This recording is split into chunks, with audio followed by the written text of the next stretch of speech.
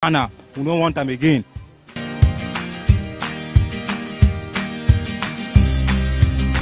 A lot of Nigeria youth that have been taken into codeine have caused a lot of havoc to them, even to the society in general.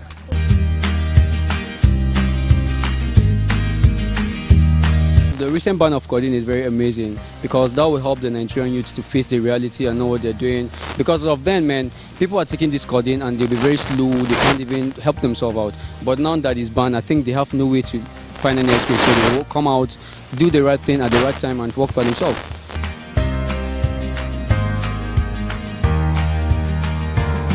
I feel happy about the ban of codeine in Nigeria because it has caused so many harms to our youth out there. They over-abuse it. For those it may affect, they can go for other alternative of cough syrup. It's not only codeine that is in Nigeria that is cough syrup.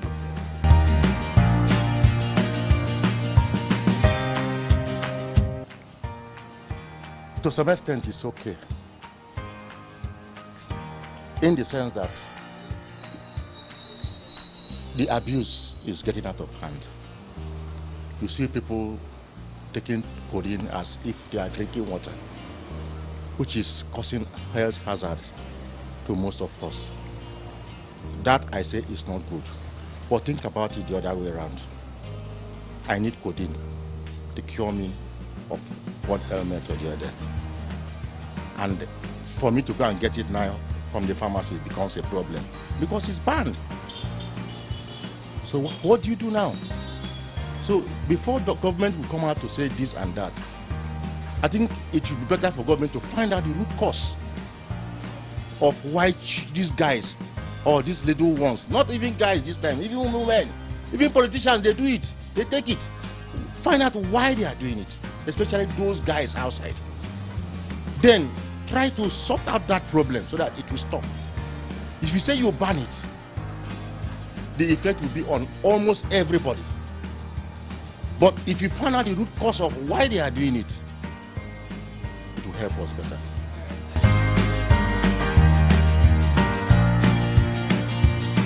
I think the recent ban of codeine is one of the most positive things this government has done so far. And it's a very, very good thing because it will actually curtail drug abuse. Because if you look at Kano and Lagos State right now, they're among the highest abusers of drug, and Katsina State is a very good thing for the youth, and it will definitely grow the level of efficiency and self-sustenance in the country.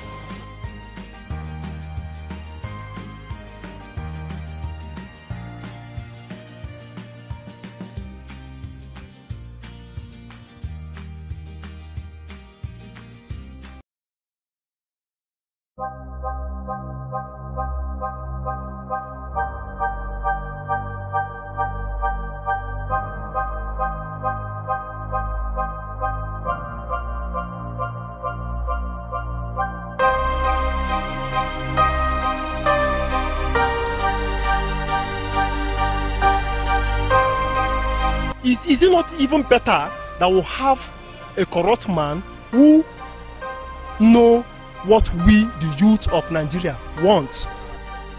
Trump, as you are saying, Trump is corrupt. Now he's the best president so far. Look at the economy of USA. When the government, you understand, is afraid of the citizen, there is liberty, love, development. But in a situation whereby the citizen is afraid of the government, that is that tyranny. Nigeria is this is tyranny, era of tyranny. You understand? And you cannot take it away. As far as we Nigerians are concerned, Abacha is one of the best presidents we have. And Obasanjo, you understand? And Obasanjo, all these people are corrupt. So is it not better we even have people who they said is corrupt that will come and solve our problem in this country than people who say that they are sent, that things are not moving? Our economy is shut down, many things is shut down, nothing is working. So what are we now saying? What we are passing through in Nigeria is, in fact, is not what we expected. You understand? Even so the Nigerians that voted for, because personally myself, I never voted for Buhari for one day. My vote was not casted for him because I know him right from history. When we were in Lagos, then there was a massive unemployment. Then there was no job. People suffer to eat. Then that was why I didn't give him one vote. And I am telling you, this one, I am not giving him one single vote. My community is not giving him one single vote.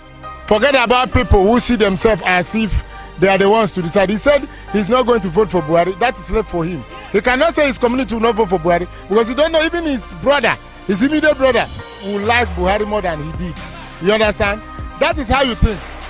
We must pass through a wilderness to get to the promised land. What PDP has been doing to this country is only God. If you give them that chance again, we will derail. We'll get back to where we have been into. Yeah? So we better suffer it now and our future restored.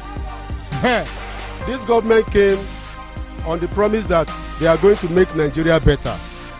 And on discovering, they discovered that there are a lot of messes, which to clean up that messes, it will not take 1 or 2 years, or even 3 years, or one single term.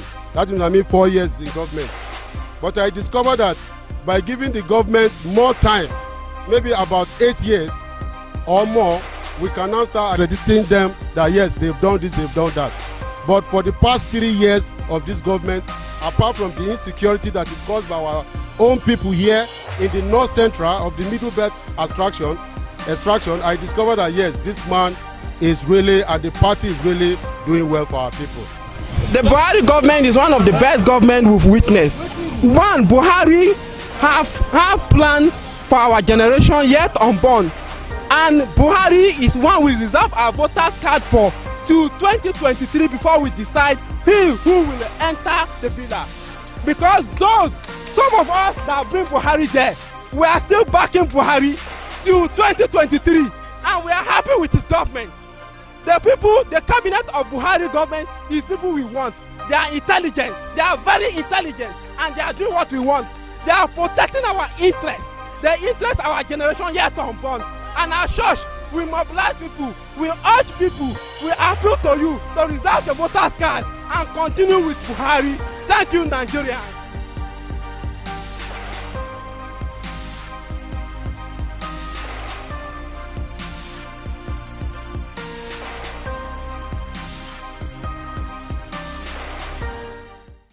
I don't believe so. Since how many years now? I don't believe so. When? Today I've been there.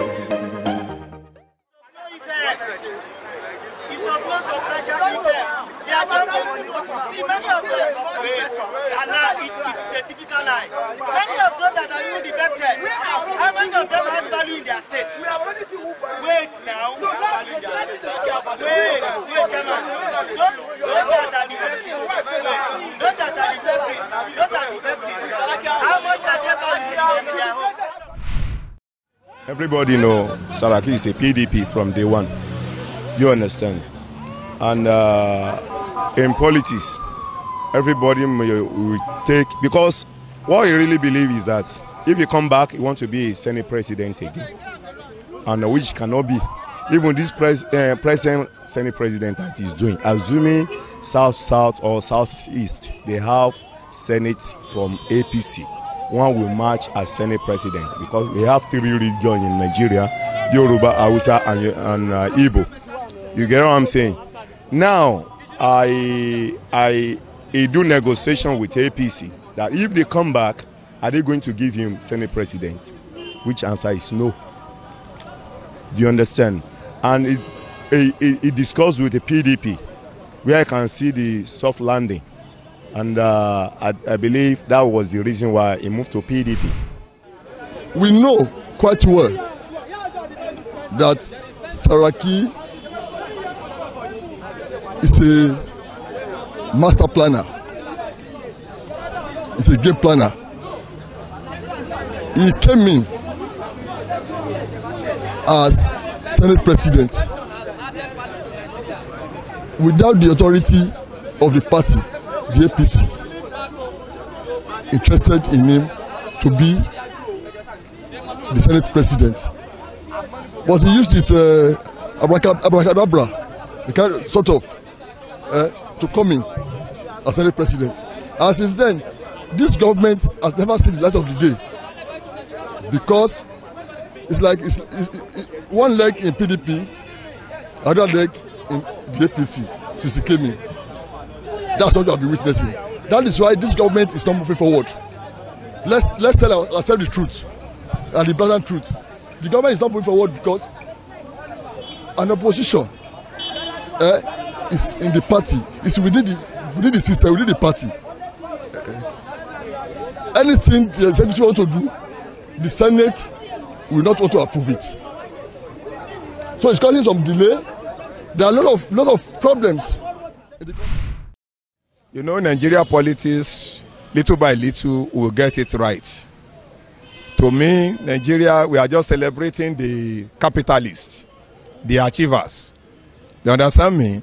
We are not celebrating the ideology. Any person that come to this country telling Nigeria where to go, the way forward, become the enemy of Nigeria. You understand me? When they are forming APC, we are all clapping that, oh, we are expecting a better change. We know where we are, and then today, everybody can set the level that... When Senate President emerged as a Senate President, since then, the journey have not been sweet for him. He said it when the Supreme Court declared him acquitted, that since started this administration with APC, things have they don't allow you to work. And 75% all the APC members know that the way this man is doing is not a real card member of APC. But now, I remember, but I cannot remember that proverb very well. When I read on Awu, said that the difference between water and oil, when the time comes, the water will go is right, while the oil will go the left. So that is it's time for him to leave, because go back to Kwara State too. The environment is not conducive for him. Even federal too, the environment is not conducive for him. Let him go back to the Poverty Development Party, because almost about 16 years they don't do us well in this country. So even youth, there's some youth now, they'll be mobilizing, they'll be shouting, PDP, I'll just be looking at them, be laughing. Because you worship wet. You forget our future. If you want to see a sample now, let somebody just bring 2,000 and 1,000 here now. If they say change. If you get the person give another PDP come, other party come, they say the same thing. Where are we going? The Senate President camping from the president, from his former party to the present party, which is PDP. What I have to say about that issue is that, you know, so many people, they are looking at his faults. Some are blowing their grammar, bringing out their philosophies, one philosophy or the other, and they are blaming him. The question we Nigeria have to ask ourselves about this issue is that when you see somebody running away from one place to another, you should ask yourself, why is this person running away? Either the place he's staying is no longer favoring him, or the place he's staying is being well corrupt, that he cannot endure in that place, and that is why he has run from that place to another place. Now, the Senate President has run away from APC. Then the issue now is, what is APC doing? What is APC contributing? Which help is APC giving to we Nigerians at the moment? That is the question we need to ask ourselves. The defection of Senate President is expected, you understand, because it's a situation whereby some people are using to certain ideology of investing, paddling and sorts of things, you understand. If they don't feel the same where they are, if the house did not contain them, they will leave it. It's like you leave Ghana to Nigeria and you discover that the problem you are facing in Nigeria is more than what is happening in Ghana. You will go back to where you were coming from, you understand. These people we are talking about, they are PDP in APC. They call them G7 those days, and they match with APC to come to the government. Some of them are even thinking within themselves they are very powerful. I want to tell you today is false. Look at Muazu Babangida Aliyu, the Taliban of former governor of Niger State. He was the former governor of PDP Forum. Where is he today? He even lost his senatorial election, you understand? People like Saraki, they ride on Buhari, but they felt that they are somebody important. Let me tell you something. At the earlier of this government, you discovered that Bukola Saraki betrayed his party. By what? By conniving with opposition to come in government, making what has never happened in the history of Nigeria, the opposition becoming the Senate president. That is a fatal position. You trade it for service and greatness interest. Since how many years now? I don't want to talk. Ah, Ours is a country of vast tropical and equatorial woodlands with arid deserts to extensive savanna grasslands, expansive mountains, immense rivers, numerous waterfalls, and mystical forests. Nigeria has it all. It is a place of rhythm, of dance, of music, of festivals, of tradition and culture, of the color, of glamour, and a country of 200 million smiles.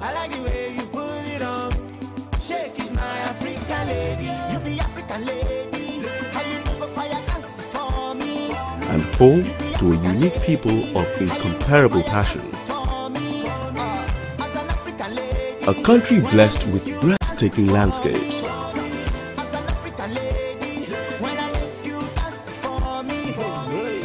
Home to some of the most diverse equatorial flora and fauna species on the earth.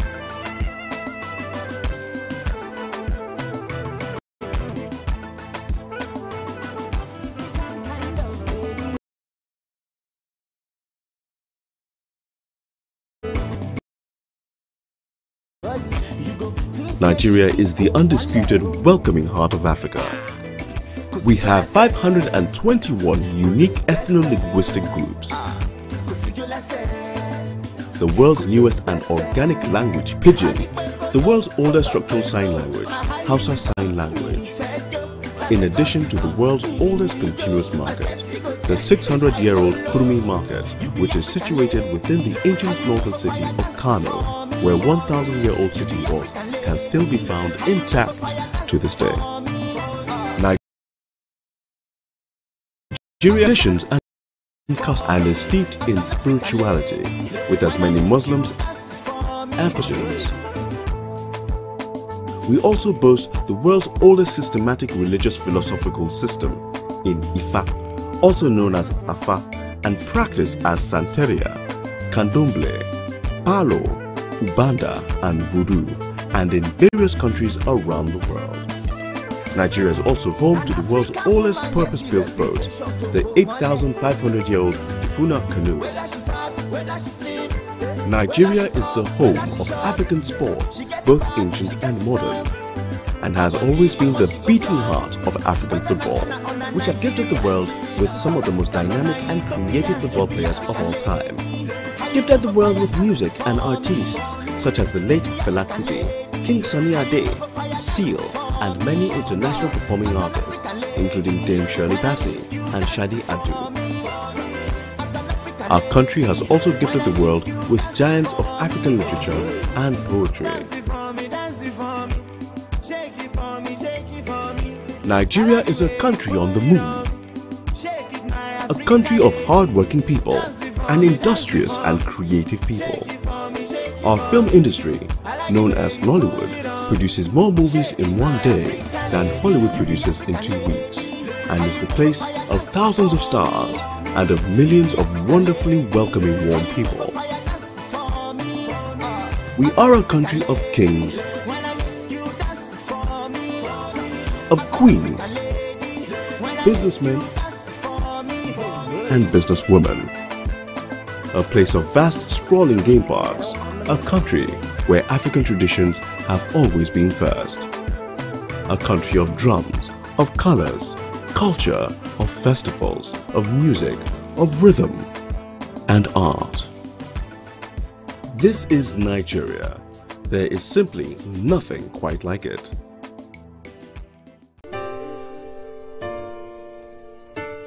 Plastic bags. I'll say every day. Plastic bag. Wow. I might say every day. There is nothing I make use of in my shop as leather. I use about 2 packages of leather every day. Packing several things, clothes. It could be clothes at times. It could just be maybe items from the market, as in when you buy foodstuffs.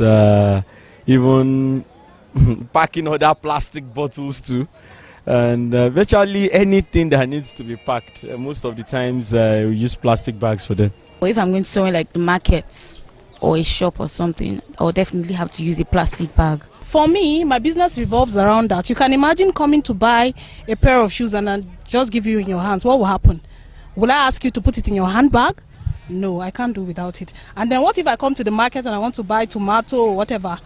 What happens? Where will I put my stuff? Leather, they help my business in many ways because of many customers, they cannot buy your market without leather now. They may not be, it will not be portable for them to carry it to the home. So there is portability being using leather in terms of putting the materials, that putting the goods that you have sold to the customers, so that it will be easy to carry to the car for them. Because I need it for everything. I need it for my waist bin, I need to pack some things, I need it for everything. I'm a fashion designer. Most times if my clients want to see me, I go with my bags because when I come here, I always come with clothes. That's the reason I'm using it. Well, it depends on the quality of the plastic bag and the size. For instance, if it's like the big polythene bags, we recycle. We could still use it to maybe pack clothes later. We could still use it at home for maybe pack refuse before we dispose of it. But if it's the smaller ones that maybe you used to carry, like something like fish or things that will still leave stain or smells in it, we dispose of it immediately. Well, if it's perishable things, I'll definitely throw it. But if it's like about clothes, we usually keep it in a basket in my house, so we can use it for other things. Yes. I don't know, but I think a long while. Oh, this question, Oga. The question is too big. Leather can take, to me, maybe 1 year. It will decompose within a year. Like a month? I don't know. Like a month. My God, I'm sure it takes long, because I think those are the things that you usually see that last a very long time inside all of the refuse dump and all those things. Most times when you go to pack stuff from a refuse dump, some other things might have decomposed over time, but of course the plastic bags would just be there sticking out. So I'm sure it takes a long time. I have no idea. I guess for my little age, or for my little staying in this earth, I've never come across that one. Plastic bag. It don't decay easily. I've never seen it. Well, how long it decomposes? How long? Because okay, well, at least from my own little knowledge of plastic, I know it's not biodegradable, so I know it takes a long time. Maybe I say 50 years thereabouts for it to actually decompose because of the kind of material it's made out of. So, but I'm not sure about. But I know it's a very long time actually. Wow. A month? Or a year. It depends. A year. That's impossible. Hi. That's impossible. No. I cannot agree. It takes 150 years to decompose in the soil. So I may believe it since I don't have any knowledge on it. You don't say. Then we should reconsider, really. I'm just hearing it for the first time. For a nylon bag to decompose after 100 and something years, I don't know. Maybe only the scientists can tell that, not me. That's a lot of pollution for the ecosystem, actually, because since it doesn't decompose on its own, definitely even in because okay, well, I dispose of it through waste bin and all that, but a lot of people just throw it in the gutters. So you, at least I know that will definitely clog up the drainages, and even for, well, in fact, even to try to like quantify the amount of damage. Well, I can't. I really can't quantify, but I know it's a lot. It's a lot of damage to the ecosystem. It caused erosion. I think that's which I've come across before. Erosion during rainy season, when you drop it, like when you keep them anyhow, like in the dustbin, and it rain, can easily cause erosion. Well, I'm not really sure of like exact effects, but I shall know that every single thing in this world has its side effects. It has, even this microphone might have its own side effects. So I'm not really sure, but I'm very sure it does. It has side effects. Plastic bag? No, I don't think so. It's not possible, honestly. No. No, I can't. I don't know how it's going to look like, but I don't think I can stay without that plastic bag. Because if I did not, then my client, they will insult me there in our shoe. They will cost my life. So I don't think I can stay without using plastic bag. That's true.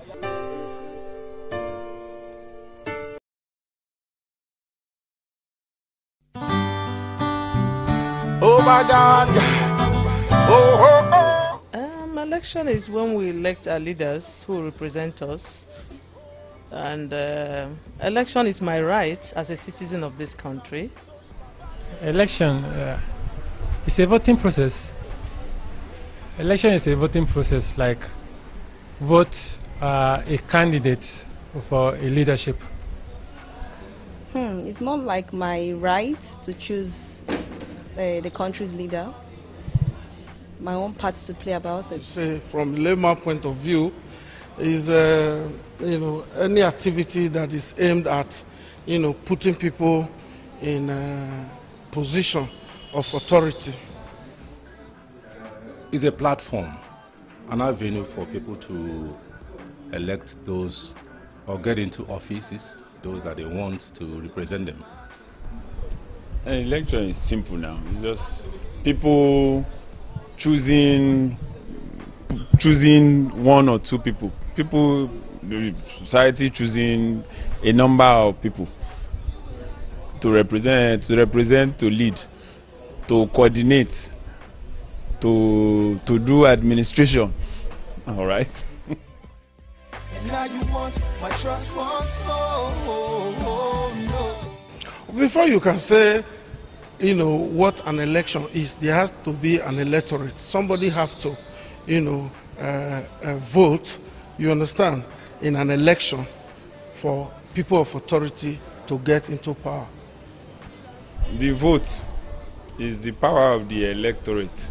All right. So the people brings their power to the table during an election. That's what it is. I think it's more like us having a say of who goes there to represent us, of who we talk to, that will guide us aright, and give us the benefit of that. Oh, let me not use the word "a past one." Or give us the benefit that what we need is what we're going to get.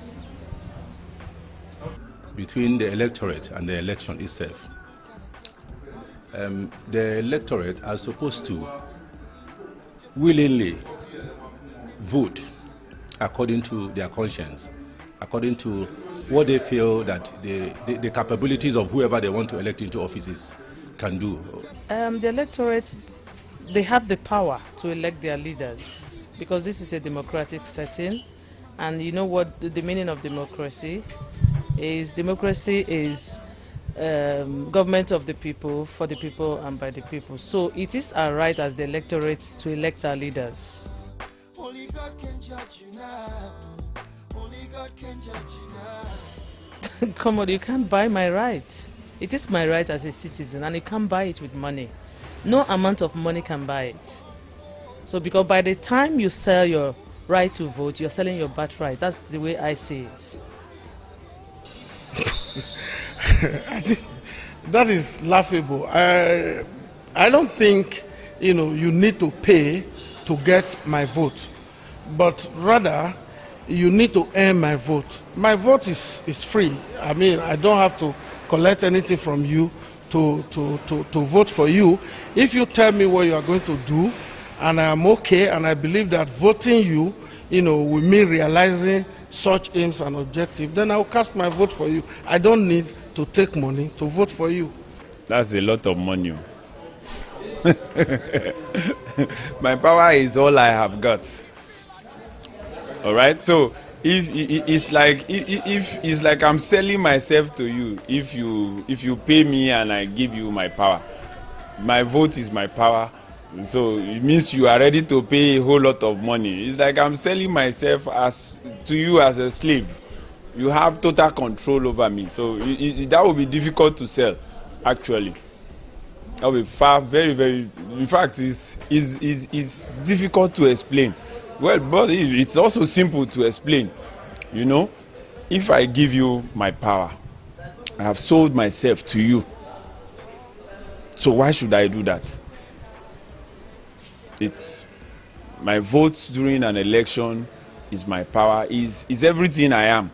A matter of money, because it's about my generation now. Trying to cause a change. There is no money whatsoever that one has to pay to get the right leader. The money can finish, but when the money finishes, what happens? What's next? That's what we're looking at. You can only offer me your conscience and nothing else. The conscience that I have to believe that when you get in there, you represent me well. I don't believe in selling of votes, and I can't do that. So my vote only can appeal to your conscience, and that is exactly what it is. If I find out that you cannot represent me well based on your antecedents, I can't at all vote you in, no matter how much you're giving to me. I don't need anybody's money to vote. If I want to vote, I will vote for someone I choose to vote for. Not because of the money. See, all I wanna say is that they don't really care about us. That is the bane of the problem, the bane of the issue here. Collecting money and then selling your votes. You're selling a whole generation of yours. Very wrong. So people should vote according to their conscience. No matter how much they're giving you, let them go with their money. Vote according to your conscience. And when the person comes in, he will know definitely that he did not spend any money. He has come to do work for you. And he will definitely do the work. But when he buys your vote, what do you expect him to do? Definitely nothing. If I come to you and I buy votes from you, you don't expect me to do anything for you. So if they should have any expectation on the incoming administration, they should, from this very moment, begin to reorientate themselves, begin to understand that once they say their votes, they don't have any moral justification again to ask for the amenities that these people are supposed to come in to provide for them. They should know that, when you sell your vote, you shouldn't hold your leaders accountable for anything. Because at the end of the day, when they buy you, you are electing the wrong leaders. And it will in turn rub off on what will benefit our citizens of this country. Because what we're suffering from in this country is as a result of politicians buying our right to vote them in. That is what we're suffering from. So it should be discouraged. It should be discouraged. If you look at the lifestyle of people who sells their vote, they are in complete penury, living in squalor. They have no hope. Leadership that continues to gives out money to buy people's vote in an election will continue to exploit the people. They would continue to refuse to do what they should do. They would continue to keep back developmental projects that is supposed to empower the people and continue to use them as piecemeals during election. The common understanding is that once you sell your vote, it's like you said your future, and you said the future of the unborn. Because one, if you sell your vote, the person who bought your vote from you bought it, with a price and his personal money. And he will have to do business to recoup his money. And by the time he's recouping his money, you will be the one to suffer. Okay, you look at the children, you look at yourself. Are you really in the right place? Is the country in the right position? Can we compete with other countries out there? When you collect the money now and it finishes, what's happened next? So I think with that right frame of mind, people tend to think twice before they collect money, because at the end of the day, the money finishes, but the person is still there for the 4 years. So you shouldn't allow politicians buy you over. That is what we are suffering from as citizens, because we elect the wrong people. So at the end of the day, they're not accountable to us. By the time they buy you, definitely they will recoup their money. So as a result, you will not enjoy any form of amenities. What they are supposed to do for us, of course they cannot do it for us, because they are like investors. You invest money, you want to recoup it. So you can't hold them responsible for anything. Why you keep on deceiving the people, my brother, my sister? When you get politicians that want to come into power by crook or by any means, one thing is them having doubts, them not having the consciousness of producing results. When you won't produce results, you tend to pay for something. When they pay them off, they feel they can do anything there because you are being bought over, so you don't have authority anymore. Of course, they are businessmen. That is what they are. Businessmen coming to sell, coming to buy. So when they come to you, tell them that you are not selling. They will definitely come. They don't have any other thing. They don't have nothing whatsoever to offer the country except that money that they have, with which they will come to buy your vote. And when they enter there, they don't do anything for you. Why don't we work together so the future will be brighter? Money politics is the worst type of politics you can experience or have anywhere in the world. So our challenge is actually coming to the place of realization, of understanding what you are, what you carry, and who you are. If we can get to that place easily, then all of this would not even come up. People should begin to, realize that once these people are voted in on the basis of having bought your vote, I'm telling you, they will not do anything for you. As a nation, we should know that those who are buying votes, in the first instance, do not mean well for the country. And if it is possible, the whole country should revolt against them. Once you see anybody, soliciting to buy your vote, that should be enough reason to reject that person or that political party, as the case may be. If you vote for money, at the end of the day, the person will be doing anyhow in the power, and you have the right to say anything. The value of my vote is enormous. It's about the change I want in my country.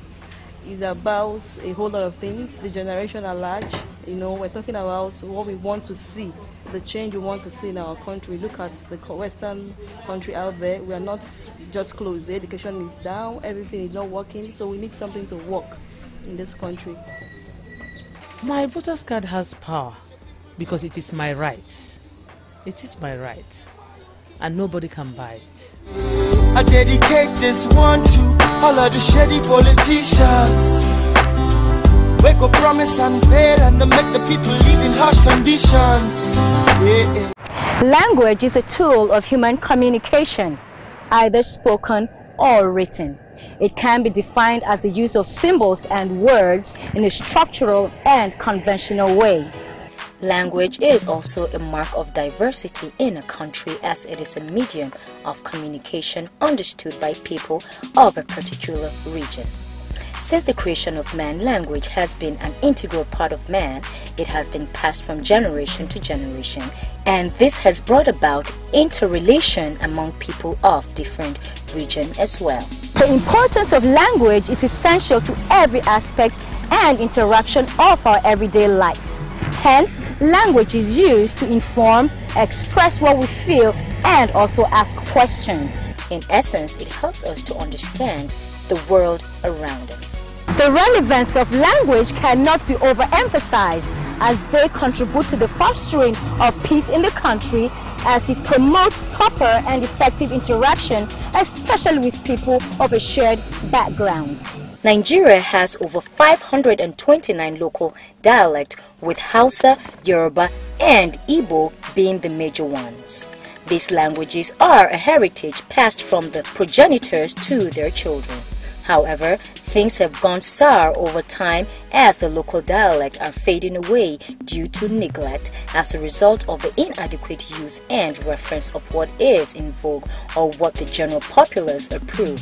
Hence, when you try not to follow the bandwagon, you are termed as an Igbotic person, just because in no small measure you're trying to promote the indigenous language.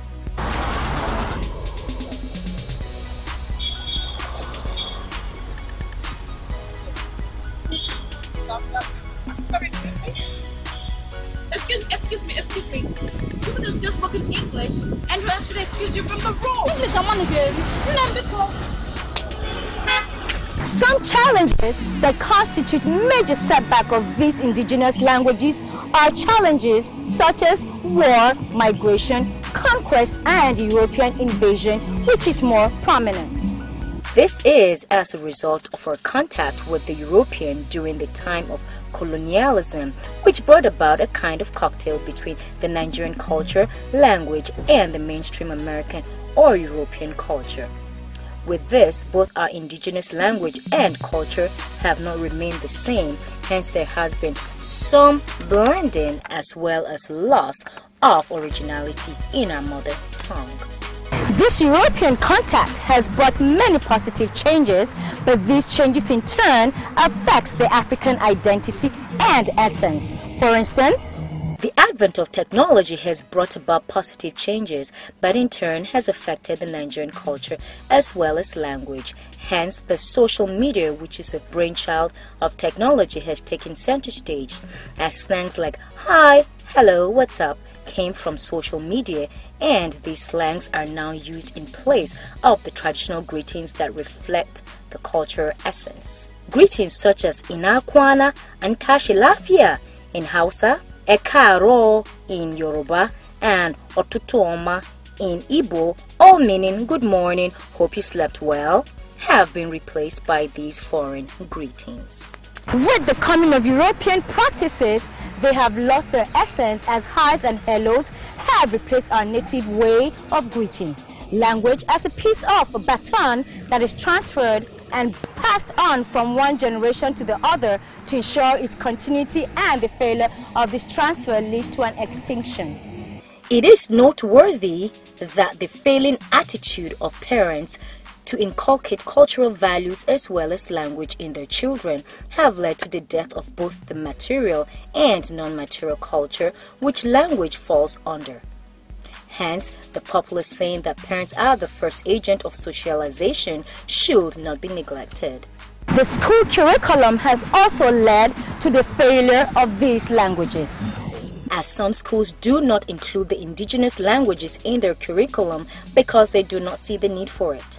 Instead, they promote foreign languages such as French, German, Chinese, and many others as second languages because they believe that these languages are recognized internationally. Though this has gone sour, one way or the other, some amendments can be made. Henceforth, Nigerians should trace where the rain started beating them and try to adopt measures that can avert the situation. As the saying goes, charity begins at home. This amendment should start from our individual homes. This means that a huge task and responsibility is ahead of every Nigerian parent, as the children should be made to speak their indigenous languages. While guiding these children, the relevance of writing as well as reading words in these languages should not be forgotten.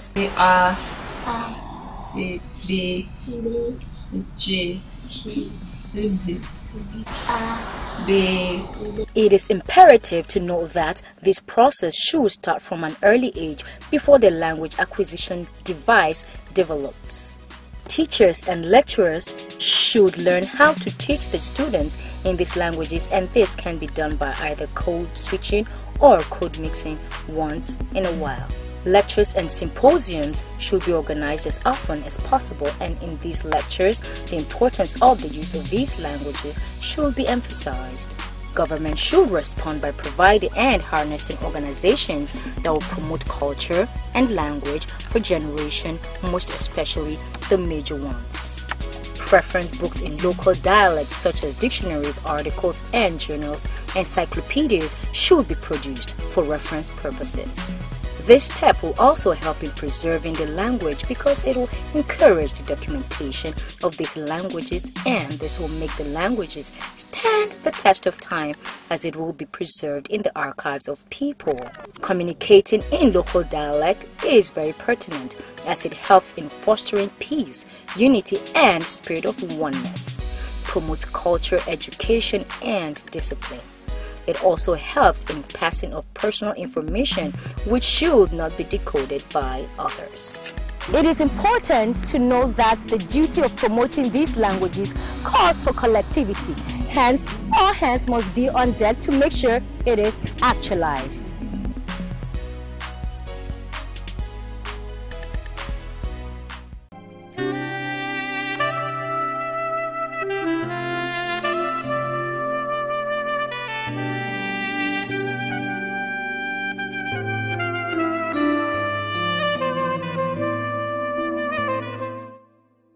The poor living condition of internally displaced persons, IDP camp of New Kuchingoro, a settlement in the Federal Capital Territory, really leaves a lot to be desired. IDP camps are not prisons, neither are there detention camps. Yet, the condition internally displaced persons are facing are quite similar to prisons, if not worse. The increasing pace of the Boko Haram insurgency led to the displacement of millions of people, and many have taken shelter in different IDP camps scattered around the country. One of them is the New Kuchingoro IDP camp in Abuja. Many of these people have lost their entire families. Some do not even know if their fathers, mothers, sons, and daughters are dead or still alive somewhere. So they just try to get through each day. One of the major challenges in the IDP camp is the struggle to survive, especially the ability to afford a minimum of 2 square meals per day and take care of some pressing personal needs, including care for family. Many have picked up different petty trade or handwork in order to survive and keep life going.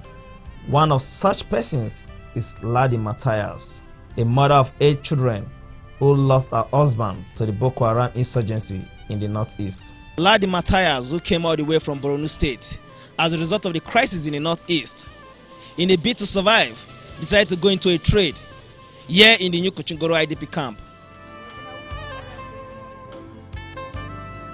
She explained how much she sells her bean cake, popularly known as akara or kose.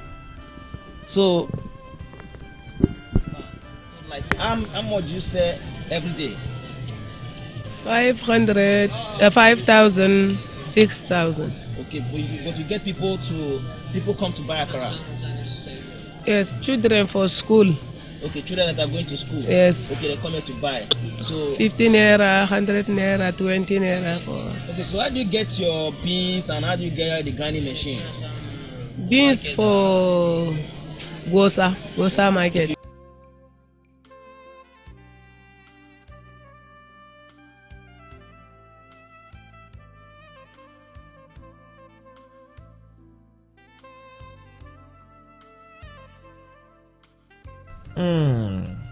Akara tastes nice.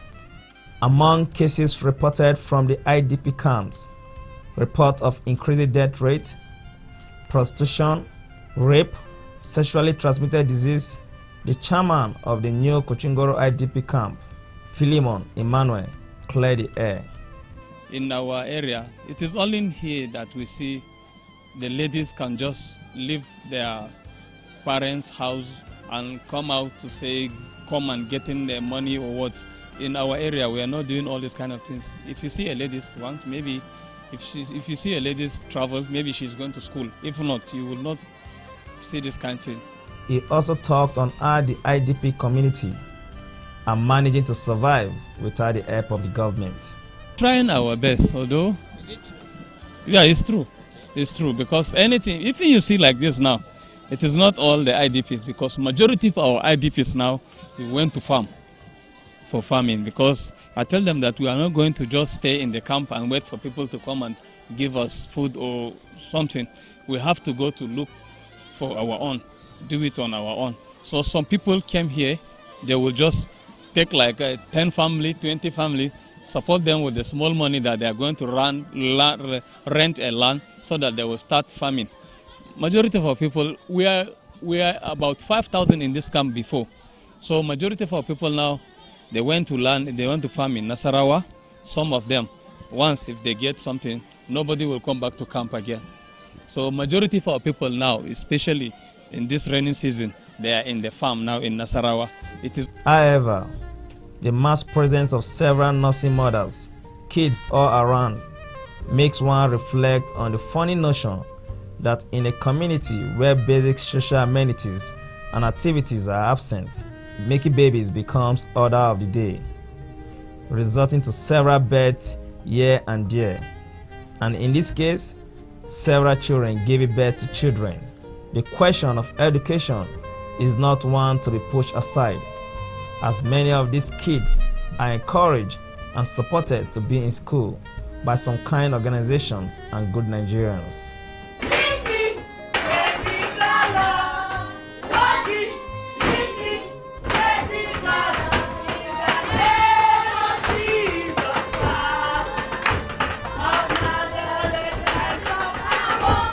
These kids once in a while get to have musical fun from visitors who come to cheer them up, especially during the festive periods.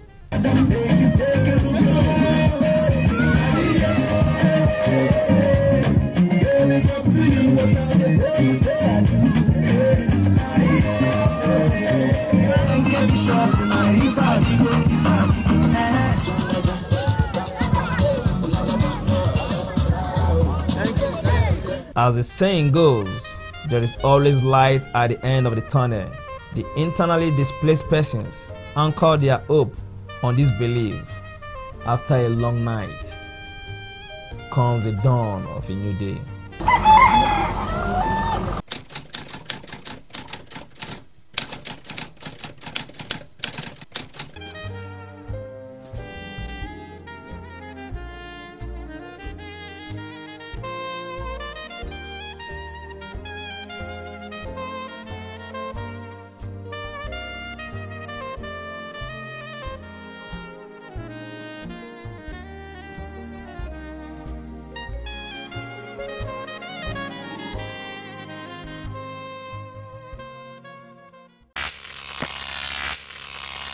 Emergencies happen, but a lot of times emergencies can be avoided if we apply a little more care in all our dealings, at home, on the road, in public places, and even our offices.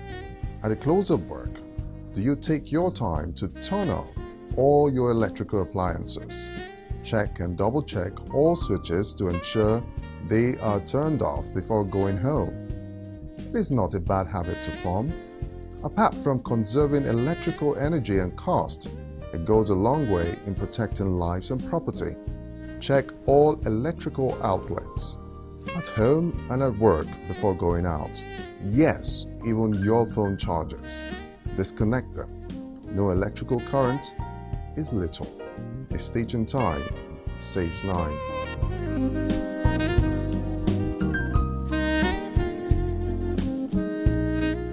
If you know fit go internet or follow for Twitter, you know fit snap photo send or get it photo send. Now because you dey use Palasa, your phone no dey answer. See me see wahala. My brother, go get smartphone, yeah. Drop that Palasa phone. Phone wey no go for your hand, yeah. Drop that Palasa phone. Phone wey no fit take selfie. Drop that Palasa phone. No be correct phone. My people, no let Palasa phone fall your hand this year. Kia go buy 3G or 4G smartphone or bring that your phone con join MTN and then go sama you with 100% awoof data bam on top every data bundle wey you buy for the next 3 months. So drop that Palasa now, change your levels so that you go fit enjoy fast internet on the network we get data for everywhere for we country Nigeria. This offer dey open to new and old MTN customers.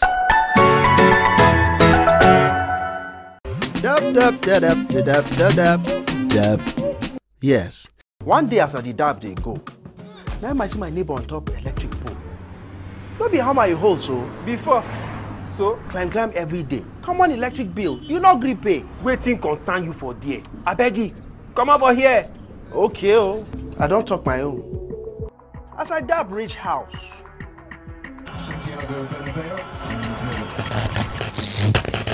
Yay! Fire! Fire! My brand new flat screen. Hold up.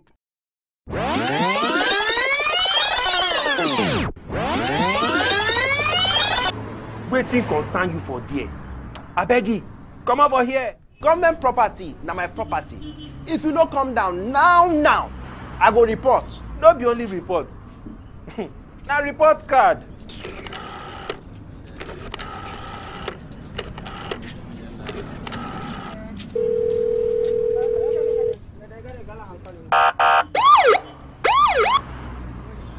Dab.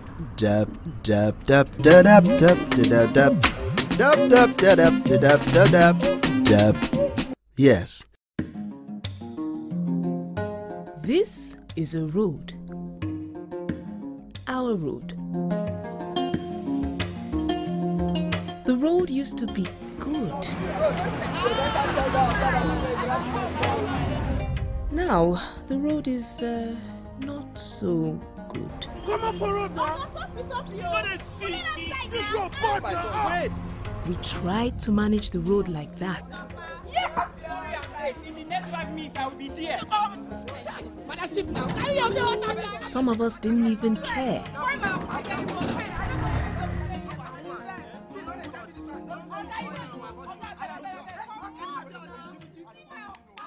But there are other options.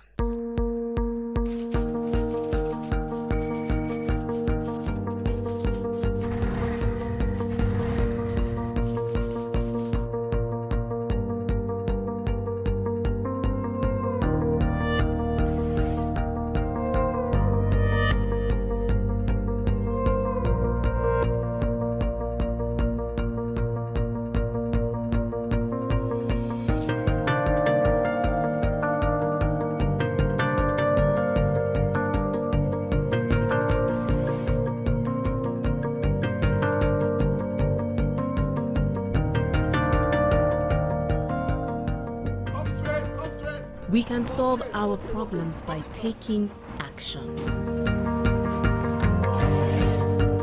Our government can work better when we play our part. It's not your job to manage it.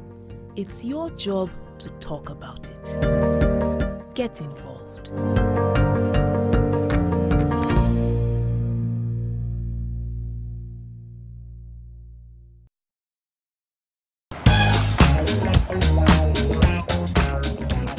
Disco music is so... What's that word, Seth? Raz? Raz! Hang on, let me check for something. Oh. I've got some classics. Tupac. Mozart. Very Raz. What about Vanilla Ice?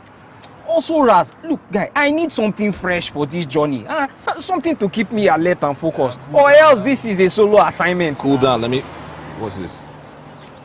PVC? Wait, give me that. Come. How on earth did it get there? Guy, relax now. It's not like it's of any use. Look, yes, the elections are over.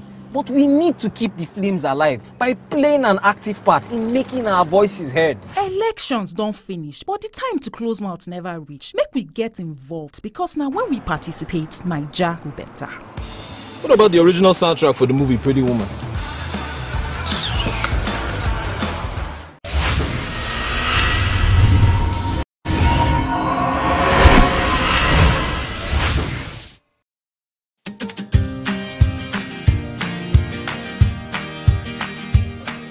People of Nigeria, I hear say they don't back Odin. From my side, the good though as the banner, because even human being, you no go to the drink Odin. Oh, I beg, it good, make a banner. We don't want them again.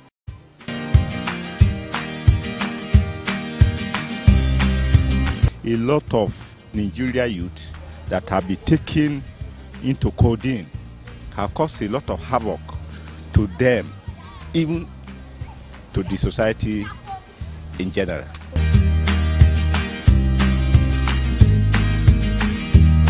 The recent ban of codeine is very amazing because that will help the Nigerian youths to face the reality and know what they're doing.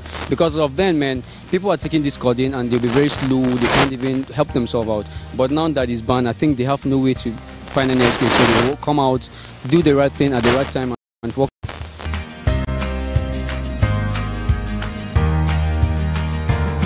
I feel happy about the ban of codeine in Nigeria because it has caused so many harms to our youth out there. They over-abuse it. Although it may affect, they can go for other alternative of cough syrup. It's not only codeine that is in Nigeria that is cough syrup.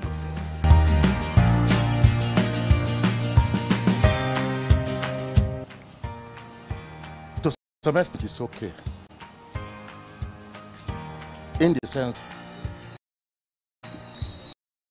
use is getting out of hand. Few people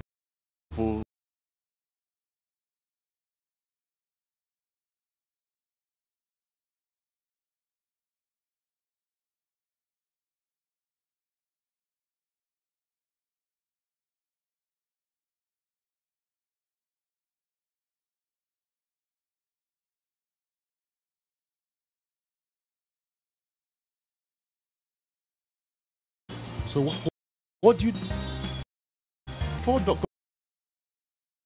government?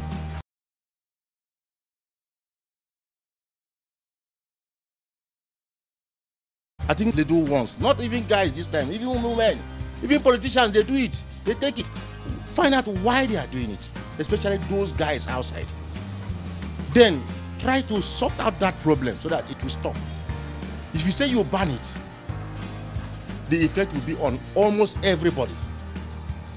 But if you find out the root cause of why they are doing it, it will help us better.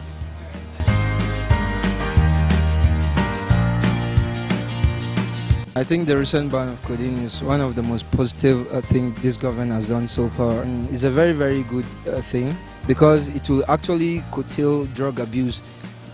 Because if you look at Kano and Lagos State right now, they're among the highest abusers of drug, and Katsina State is a very good thing for the youth, and it will definitely grow the level of efficiency and self-sustenance in the country.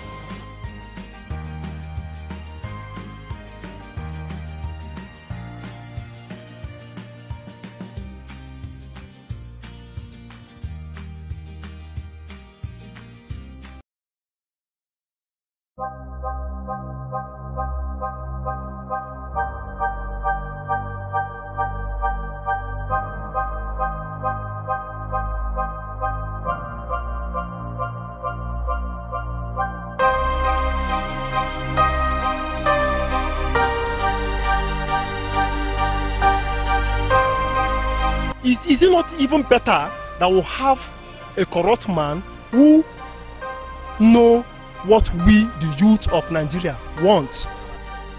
Trump, as you are saying, Trump is corrupt. Now he's the best president so far. Look at the economy of USA. When the government, you understand, is afraid of the citizen, there is liberty, love, development. But in a situation whereby the citizen is afraid of the government, that is that tyranny. Nigeria is this is tyranny, era of tyranny. You understand? And you cannot take it away. As far as we Nigerians are concerned, Abacha is one of the best presidents we have. And Obasanjo, you understand? And Obasanjo, all these people are corrupt. So is it not better we even have people who they say is corrupt that will come and solve our problem in this country than people who say that they are sent, that things are not moving? Our economy is shut down, many things is shut down, nothing is working. So what are we now saying? What we are passing through in Nigeria is, in fact, is not what we expected. You understand? Even so the Nigerian that voted for, because personally myself, I never voted for Buhari for one day. My vote was not casted for him because I know him right from history. When we were in Lagos, then there was a massive unemployment. Then there was no job. People suffer to eat. Then that was why I didn't give him one vote. And I am telling you, this one, I am not giving him one single vote. My community is not giving him one single vote. Forget about people who see themselves as if they are the ones to decide. He said he's not going to vote for Buhari. That is left for him. He cannot say his community will not vote for Buhari because he don't know even his brother, his immediate brother, will like Buhari more than he did. You understand? That is how you think. We must pass through a wilderness to get to the promised land. What PDP has been doing to this country is only God. If you give them that chance again, we will derail. We'll get back to where we have been into. Yeah? So we better suffer it now and our future restored. This government came on the promise that they are going to make Nigeria better. And on discovering, they discovered that there are a lot of messes, which to clean up that messes, it will not take 1 or 2 years, or even 3 years, or one single term. That means 4 years in government. But I discovered that by giving the government more time, maybe about 8 years or more, we can now start crediting them that yes, they've done this, they've done that. But for the past 3 years of this government, apart from the insecurity that is caused by our own people here in the north central of the Middle Belt extraction, I discovered that yes, this man is really, and the party is really doing well for our people. The Buhari government is one of the best government we've witnessed. One, Buhari have plan for our generation yet unborn, and Buhari is one we reserve our voters card for till 2023 before we decide who will enter the villa. Because some of us that bring Buhari there, we are still backing Buhari till 2023, and we are happy with his government. The people, the cabinet of Buhari government is people we want. They are intelligent, they are very intelligent, and they are doing what we want.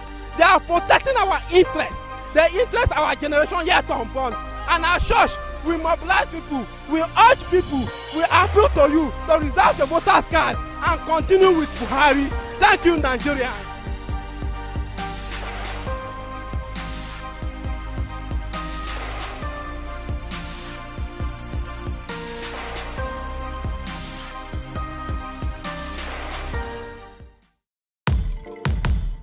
And here we go then. Great atmosphere and the allure and glamour of this International Champions Cup.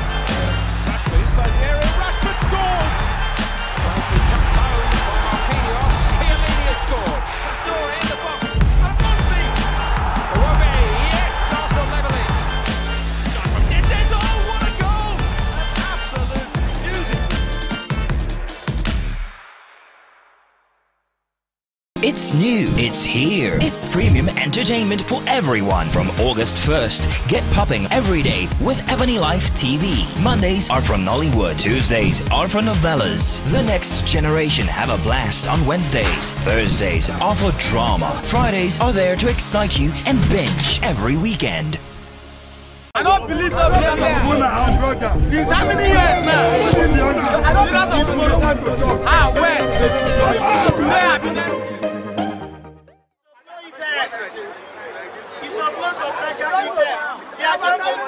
See, many of them are now, it's a typical lie. Many of those that are even defected, how many of them have value in their state? Wait now. Wait, come on. Those that are defective, how much are they valued in their home? Everybody know Saraki is a PDP from day one. You understand? And in politics, everybody will take, because what he really believes is that if he come back, he wants to be a Senate president again, and which cannot be. Even this present Senate president that he's doing, assuming south or southeast, they have Senate from APC. One will march as Senate president because we have 3 regions in Nigeria: Yoruba, Hausa, and Igbo. You get what I'm saying? Now, I do negotiation with APC that if they come back, are they going to give him Senate president? Which answer is no. Do you understand? And it discussed with the PDP, where I can see the soft landing. And I believe that was the reason why he moved to PDP. We know quite well that Saraki is a master planner. He's a game planner. He came in as Senate president without the authority of the party, the APC, interested in him to be the Senate president. But he used his abracadabra, sort of, to come in as Senate president. And since then, this government has never seen the light of the day, because it's like it's one leg in PDP, another leg in the APC since he came in. That's what we have been witnessing. That is why this government is not moving forward. Let's tell ourselves the truth and the blatant truth. The government is not moving forward because an opposition is in the party, is within the system, within the party. Anything the executive want to do, the Senate will not want to approve it. So it's causing some delay. There are a lot of problems. You know, Nigeria politics, little by little, will get it right. To me, Nigeria, we are just celebrating the capitalists, the achievers. You understand me? We are not celebrating the ideology. Any person that come to this country telling Nigeria where to go, the way forward, become the enemy of Nigeria. You understand me? When they are forming APC, we are all clapping that, oh, we are expecting a better change. We know where we are, and then today, everybody can set the level that... When Senate President emerged as a Senate President, since then, the journey have not been sweet for him. He said it when the Supreme Court declared him acquitted, that since started this administration with APC, things have they don't allow you to work. And 75% all the APC members know that the way this man is doing is not a real card member of APC. But now, I remember, but I cannot remember that proverb very well. When I read on Awu, said that the difference between water and oil, when the time comes, the water will go is right, while the oil will go the left. So that is time for him to leave, because go back to Kwara State too. The environment is not conducive for him. Even federal too, the environment is not conducive for him. Let him go back to the people Poverty Development Party, because almost about 16 years they don't do us well in this country. So even youth, there's some youth now, they'll be mobilizing, they'll be shouting, PDP, I'll just be looking at them, be laughing. Because you worship wet. You forget our future. If you want to see a sample now, let somebody just bring 2,000 and 1,000 here now. If they say change. If you get the person give another PDP come, other party come, they say the same thing. Where are we going? The Senate President camping from the president, from his former party to the present party, which is PDP. What I have to say about that issue is that, you know, so many people, they are looking at his faults. Some are blowing their grammar, bringing out their philosophies, one philosophy or the other, and they are blaming him. The question we Nigeria have to ask ourselves about this issue is that when you see somebody running away from one place to another, you should ask yourself, why is this person running away? Either the place he's staying is no longer favoring him, or the place he's staying is being well corrupt, that he cannot endure in that place, and that is why he has run from that place to another place. Now, the Senate President has run away from APC. Then the issue now is, what is APC doing? What is APC contributing? Which help is APC giving to we Nigerians at the moment? That's the question we need to ask ourselves.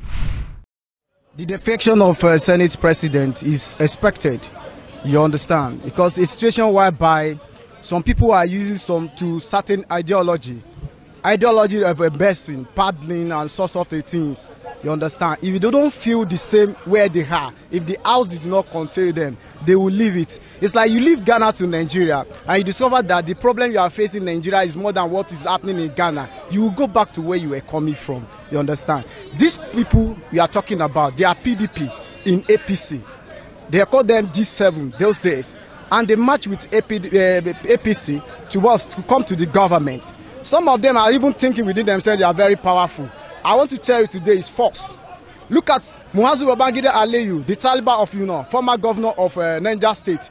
He was the former governor of PDP Forum. Where is he today? He even lost his senatorial election, you understand. People like Saraki, they ride on Buhari, but they felt that they are somebody important. Let me tell you something. At the earlier of this government, you discovered that Bukola Saraki betrayed his party. By what? By conniving with opposition to come in government, making what has never happened in the history of Nigeria, the opposition becoming the Senate President. That is a fighter position. You trade it for service and greatness interest. Since how many years now? I don't want to talk. How? Where? Today I've been.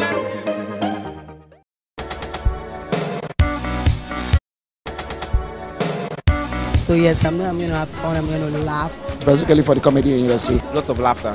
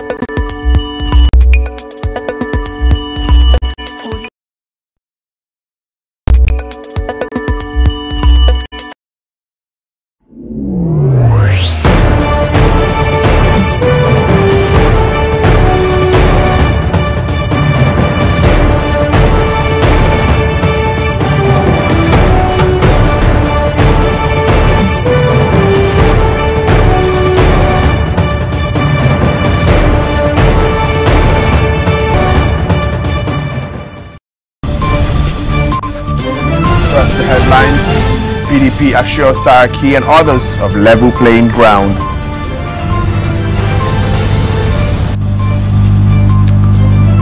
Pro-Buhari senators warn Senate President on consequences.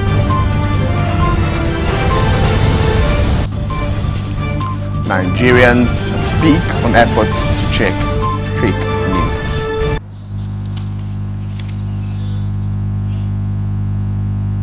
Good evening and welcome to PTV Tonight. I am Daniel Wamboso. First, we go to Cross River State, where the Cross River State Governor Ben Ayade has denied rumors making the rounds that he has defected to the All Progressives Congress.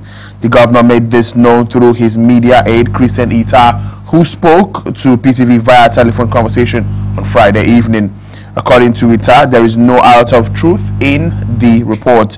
He insisted that his principal is still a full-fledged member of the PDP, contrary to defection report.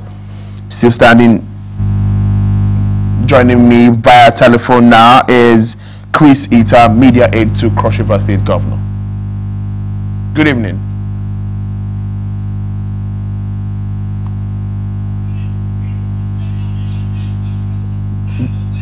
Good evening. Welcome to PTV Tonight. Thank you for having me. Okay, first I want to ask, what do you think led to the rumor of purported defection? I think it has to do with the relationship the governor has with the president. And he has clarified this time and again that there should be a distinction between politics and governance. What he has going with the president is simply based on governance. And so it's laughable that the premise on which the reporter jumped to the conclusion that the governor is defecting to APC is simply because the governor accompanied the president to the ECOWAS summit in Lome, Togo.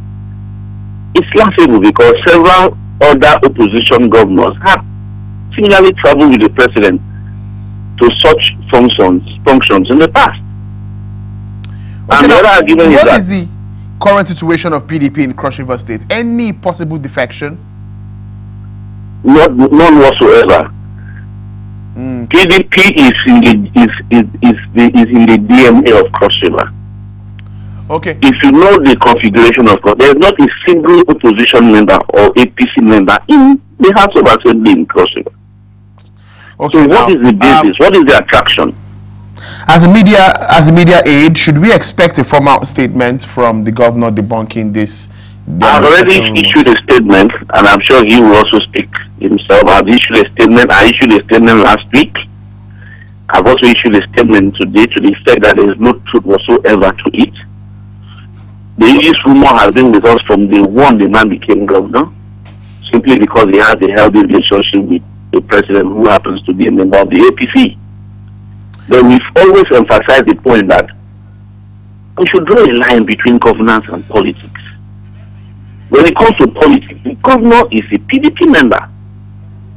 But when it comes to governance, he understands the need to work in collaboration with the federal government because of the groundbreaking projects we are embarking on Cross River. For example, we are building a deep sea port. We need a federal government approval to build a deep sea port. We are building a superhighway. We need federal government approval. So do we need to antagonize the federal government simply because we're in PDP? No, when it comes to governance, we work together for the good of the people. But when it comes to politics, it's a different ballgame. The man, as I speak to you right now, is with his predecessor, Senator Eli Muke, who is the chairman of the PDP contact committee. So there's absolutely nothing, no foundation for such a rumor. It's just the imagination of the writer. Okay, now we have seen situations even recently of people denying defection plans, and yet they move later. So are we convinced, or are you convincing us that your principal would not move? My brother, what's the basis for the movement? He's not having issues with the PDP. He's a member of the PDP. He's popular given his groundbreaking project. So what's the attraction to PDP to APC that barely exists in Cross River? It doesn't make sense. Okay, now let's take a look at Cross River as a whole when it comes to PDP now and its dominance. Now, Cross River used to be almost 100% PDP, or yes, 100%. But now you have big wigs like Victor Ondoegba and Florence Itagiwa. Are you scared, that this could affect next year's election? Why should we be scared? Victor Ondoegba contested election in 2015. He didn't win. The last time Florence Itagiwa stood for elections was in 1999. Cross River, incidentally, is one state that promotes young people when it comes to politics. While they may remain, I'm not saying that they have no value, but what I'm trying to tell you now is that they cannot swing anything. Cross River is PDP, PDP is Cross River. If you check, apart from the senator that defected to APC, the guy representing Cross River Central, Cross River is completely PDP. Okay. So the presence of Itagiwa and Ondoegba in the opposition party would have little or no impact at all. Okay. Your principal was not at the recent meetings that the PDP had. I mean, one would think that's completely false. The pictures are all over the place. He was there. He welcomed, in fact, he was even the one that embraced Dr. Bukola Saraki when he walked into the PDP secretariat. So it's completely false. He was there from the beginning to the end. At the NEC meeting yesterday, he was there. Okay, now there are insinuations of APC trying to gain grounds in the South-South region with rumors not just about your principal, but about former governor and senator Godswill Akpabio. Any information as regards this? Because I mean, this is the South-South caucus now, and I can't speak for Akpabio, but I know that I picked up an item on the net this evening where he's reported to have said that he's going nowhere. Because if you even look at it, it's laughable. Okay, they also mentioned Ebonyi governor, for example. This just today, in most of the national dailies, the Ebonyi governor was said to have denied APC the use of the stadium in Abakaliki. And at the same time, you're reporting that this man is defecting to APC. Does it add up? So it's just some random rumors that they just piece together. There's no basis for that at all. I can't speak for Akpabio, but I picked up something off the net where it's reported to have said that it's going nowhere. So I doubt if Akpabio is going to APC. Okay, so we have it on good authority that your principal, Governor Yade, still remains a bona fide member of the PDP. My brother, yesterday he was at the NEC, PDP NEC, from the beginning to the end. As we speak right now, he is with his predecessor, Senator Liel Imoke, who is the chairman of the PDP contact committee. As I speak, he's been with him since about 3 o'clock in the afternoon. So there is no such thing at all. It's unfounded, it's absolutely false, and the mere imagination of the writer. What is the attraction? Why are you leaving the winning party to a party that barely exists? And let's, for the purpose of argument, accept without conceding. Is he going to go alone? If a governor is moving, won't he need to consult people? Who has he consulted? They should mention those he has consulted. Would he move without consulting members of the House of Assembly? Would he move without consulting local government chairmen? Would he move without consulting the political establishment in Cross River? Okay. So it's a story that it's, I cannot dismiss as a dead alone. And that's what it is. Okay, now, with the wave of defections now in favor of the PDP now, which your principal is part of and you are part of, what do you think are the chances of the PDP come 2019? Maybe the chances are bright. Contrary to what the leadership of the APC wants us to believe, we believe that the defections into the PDP have bolstered our chances. And if you remember, President Buhari had previously contested elections twice and lost. Despite the fact that Nigerians believe he was straight, he was clean, he was speaking clean, he was not corrupt, but he lost those elections. He only won elections when people defected from PDP in 2014 into the APC. So these same people have moved out of the APC. Believe me, come 2019, PDP would have taken back the presidency. Okay. Because again, I mean, if you look at the standard of living today, are you better off today than you were before the coming of this government? No. Are more people employed today than they were employed before the coming of this government? No. So, I mean, ultimately Nigerians will decide, but we strongly believe that PDP stands a good chance of staging a comeback. Okay, thank you very much, Christian Ita, media aide to Cross River State Governor Ben Ayade. Thank you for being on PTV tonight. Thank you for having me. Okay, and so I have been speaking with Christian Ida, media aide to the governor of Cross River State. Moving forward now, governors elected on the platform of the All Progressives Congress APC are convinced that the recent high-profile defections would not affect President Muhammadu Buhari's re-election bid. They told journalists after a meeting with the president that they are prepared to go the extra mile for him next year. We are still as strong, even much stronger, much more united. We have 22 states, 53 senators. We're still the majority, and we're hoping to get more into our party. So we are here to let Mr. President know that we're with him, and nobody is leaving the party anymore. Nigerians are aware of the truth, and there's no deceit anymore. And they know that President Buhari means well.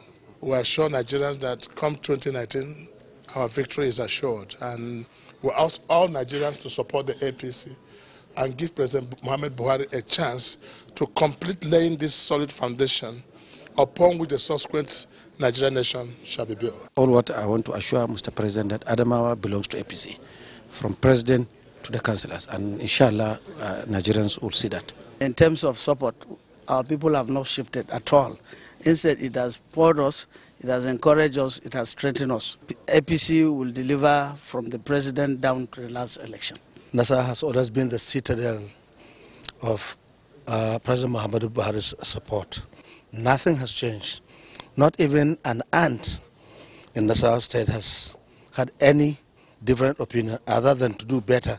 I want to assure you that the entire people of Nassau State, both elected and party supporters, are solidly behind the president. Kebbi State endorsed President Muhammadu Buhari based on his commitment to deliver Nigeria to greater heights in the Committee of Nations, and based on the achievements that Kebbi has recorded under his able leadership and support.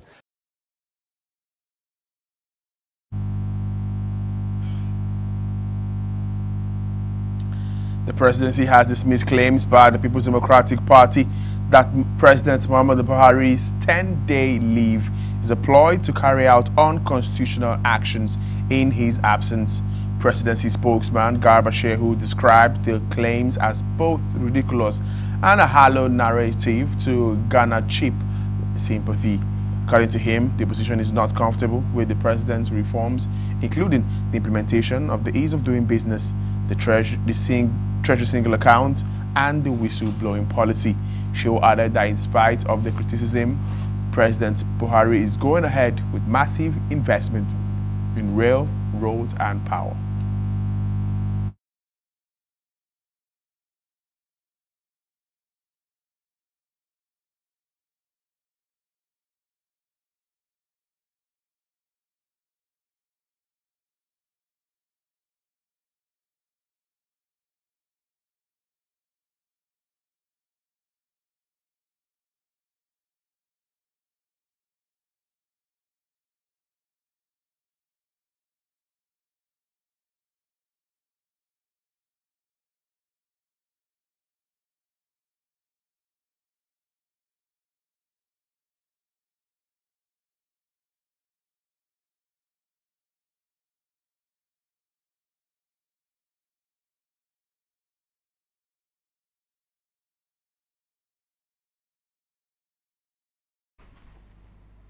The People's Democratic Party has assured new members of the Internal Democracy in its party. PDP National Chairman Uche Secondus gave these words at a dinner for defectors from the ruling All Progressives Congress.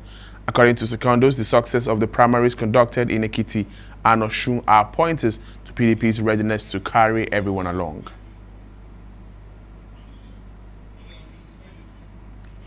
Moving forward now, President Muhammadu Buhari has left Nigeria to London for a 10-day vacation. The president left the Nnamdi Azikiwe International Airport, Abuja, at about 12 a.m. this morning. Senior government officials led by service chiefs and the FCT minister bid the president farewell as he boards the presidential jet to attend his summer vacation.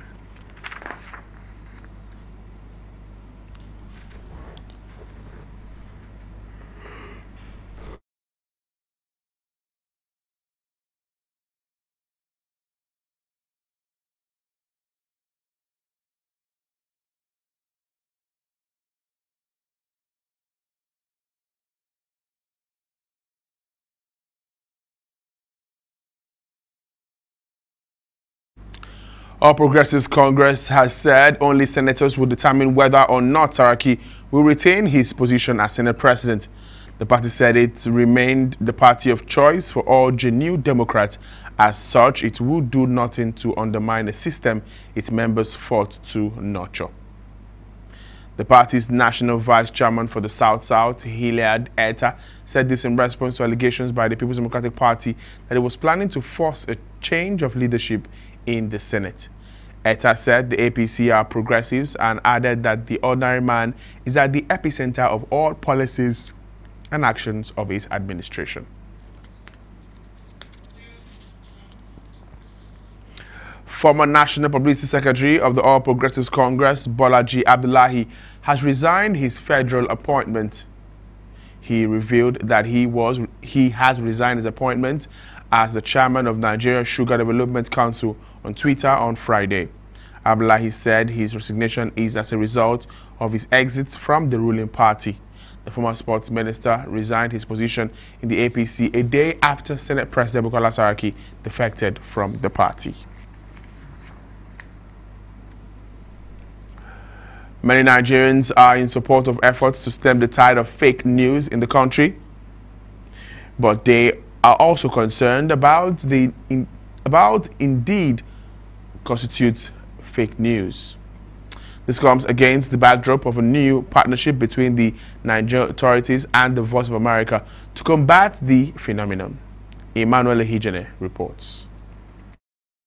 Wikipedia defines fake news as fabricated news mainly for propaganda.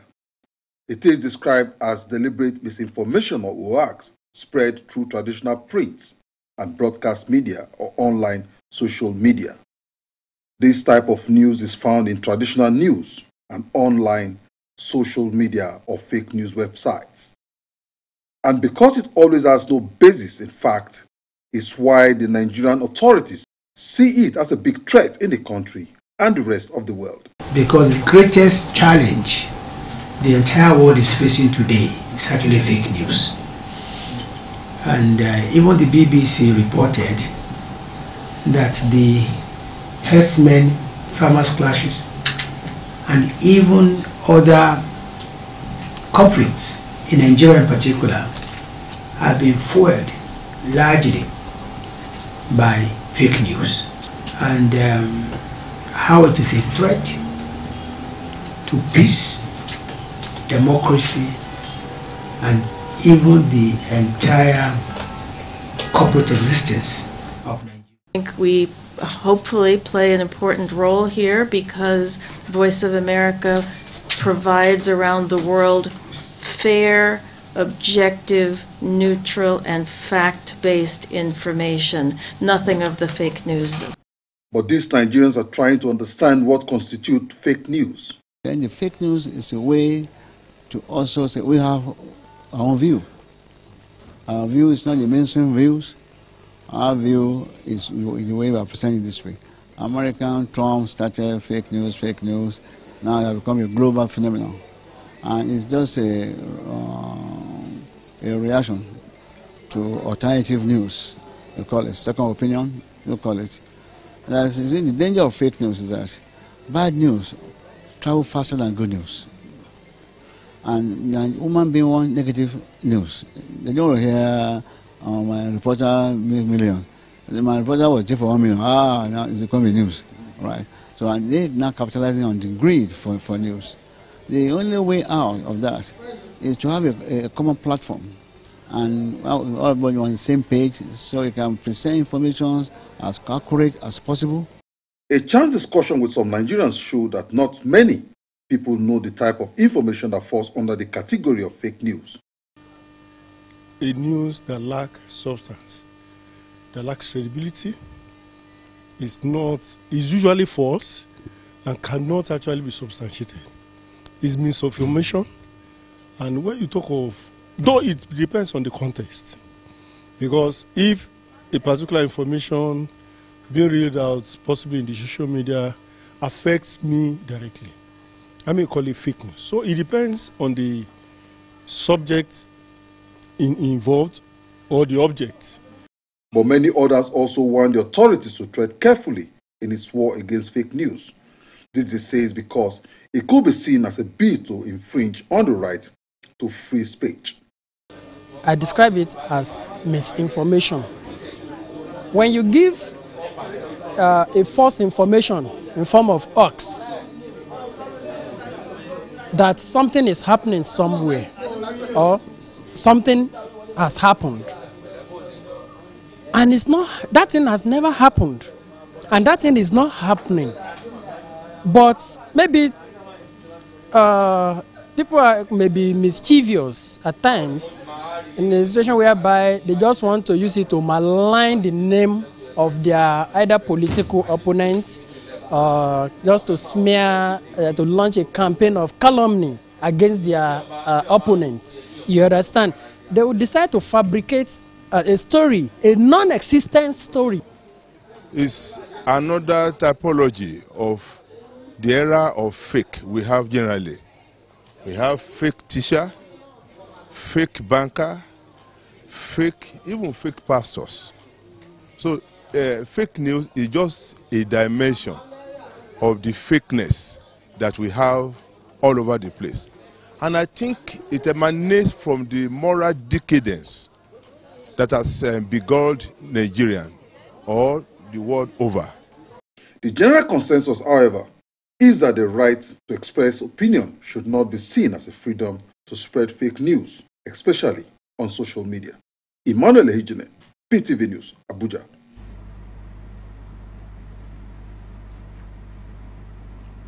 Nigeria is seeking World Bank assistance for its power reform program. Finance Minister Kemi Adeosun said this when she played host to bank's senior executives in Abuja. According to Adeosun, the group's GDP growth is highly dependent on power supply.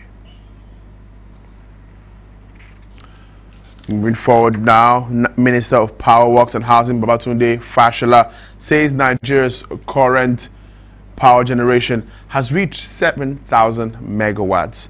Fashola said this on Friday in Calabar at a retreat for top directors, heads of units, and chief executive of agencies and parastatals. He said that although there was still more to be done, the ministry had moved away forward from where it was 3 years ago. The minister added the government was constructing roads in virtually all 36 states, some of which were through collaborative efforts as well as direct interventions.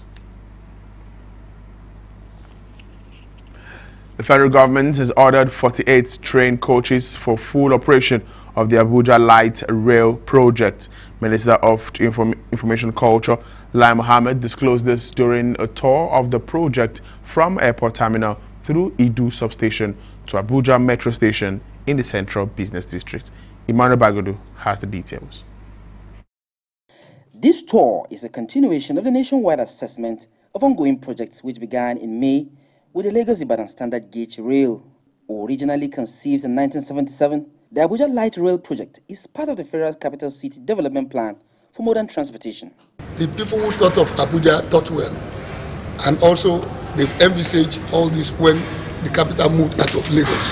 45-kilometer rail project comprises 13 bridges and 15 flyovers, among others. These passengers who have had a taste of the project attest to its credibility. The train is good quality, and then the timing is right on spot. I mean, I'm really surprised I have something like this happening in Nigeria. I've only ever boarded trains in the UK. I thank the government for doing that for us. We really appreciate it. Also on this train ride is Minister Lai Mohammed, accompanied by an array of journalists.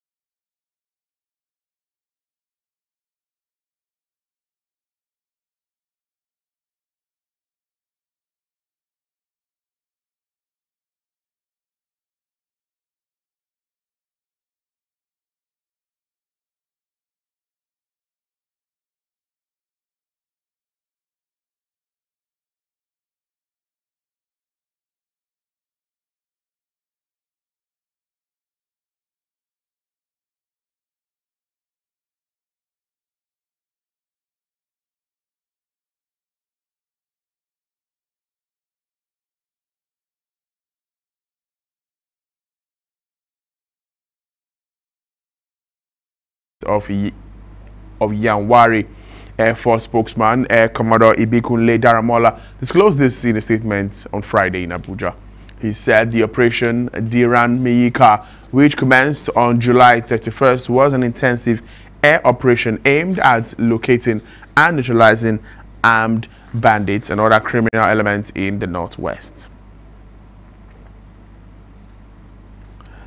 Still on security matters now, the Nigerian Navy Provost and Regulating School in Makedi has graduated 28 rating of the regulating qualifying course 0918. The course is aimed at developing the capacity of the Navy Provost ratings to become better detectives and meticulous investigators.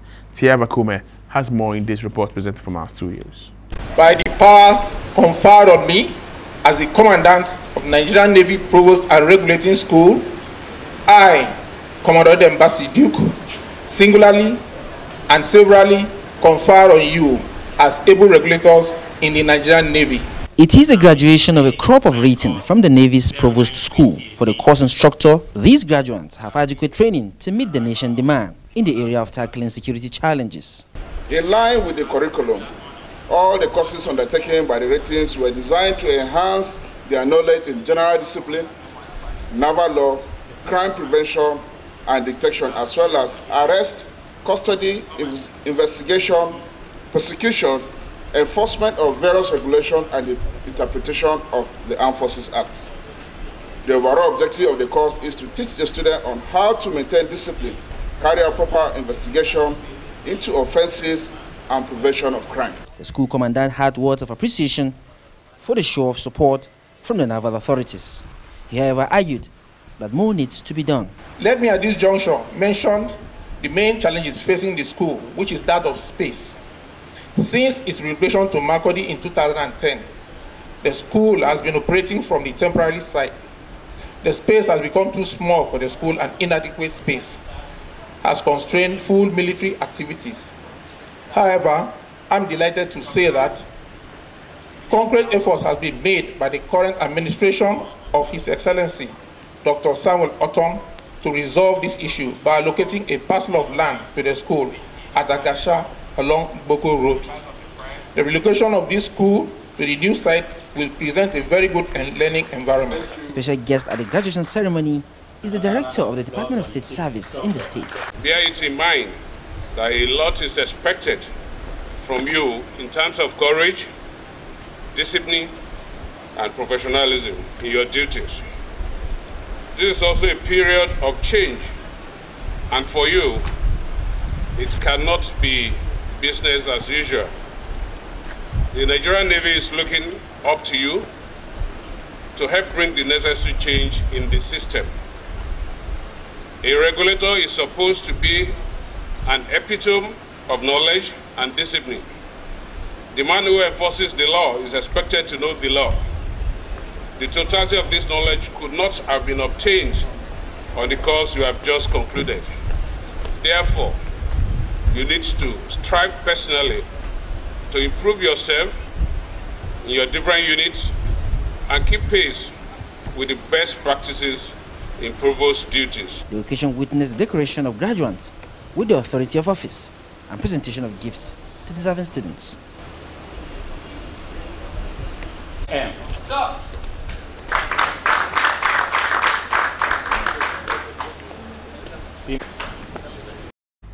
Moving on to business stories, where the currency swap deal between Nigeria and the Republic of China may, after all, be a move in the right direction. At least there is the opinion of the president of the Abuja Chambers of Commerce, Adetokunbo Kayode. In a statement by the Chamber's Media and Strategy Officer, Gena Lubem, Kayode applauded the initiative, saying that it has further deepened Nigeria's economic opportunities with the Asian giants. The statement also said that the bilateral deal has further eased the payment issues previously associated with international trade. The deal is set to have positively impacted Nigeria's trade volume with China, which stood at $5.8 billion between January and May 2018, representing an increase of 7.3% over the previous years. The Nigeria Interbank Settlement System says that the electronic payment system operated in the country is safe. The system's president, Folashodun Shonobi, also believes that there is lower likelihood for fraud when using electronic means for transaction. The position is in line with the Central Bank of Nigeria's stance that it is developing a risk-based cybersecurity system for deposit money banks and payment service operators. The measures come after an IMF modeling exercise which puts Nigeria's base case average aggregated annual loss to cybercrime at $97 billion, with the worst case scenario in the range of $250 billion. Moving on to stock markets, where market indices of the Nigeria Stock Exchange lost 0.52% on Friday due to low earnings declared by some quoted companies for 6 months ended June 30th and political uncertainties. The all-share index deepened 189.24 points or 0.52% to close at 36,499.67 against 36,688.91 recorded on Thursday. Similarly, the market capitalization, which opened at 13.311 trillion, shed 69 billion naira or 0.52% to close at 13.322 trillion. A breakdown of the price movement table indicates that Okomo oil topped the losers chart, dropping by 5 naira to close at 76 naira per share. On the other hand, Beta Glass led the gainers table, gaining 7.80 naira to close at 85 naira 50 kobo per share. The volume of shares traded dropped by 16.87%, while while value increased by 20.68%. You're on PTV tonight. More stories after the break. Do stay.